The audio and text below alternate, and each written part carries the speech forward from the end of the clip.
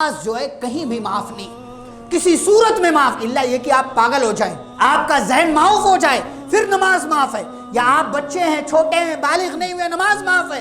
या ये कि आप मर जाएं तो फिर आपके ऊपर से नमाजों का मामला जो है खत्म हो जाता। लेकिन अगर आप जिंदा हैं तो जिंदा होने का सबूत दीजिए। अगर आपका ज़मीर जिंदा है, ज़मीर के जिंदा होने का सबूत दीजिए। और अगर आपका ज़मीर नमाजों को छोड़ने पर, नमाजों की कोताही पर, नमाजों को वक्त के बाद पढ़ने पर आपको मलामत नहीं करता है, अल्लाह की कसम अपने ज़मीर का जनाजा पढ़ लीजिए आप, इसलिए कि आपका ज़मीर मर चुका है।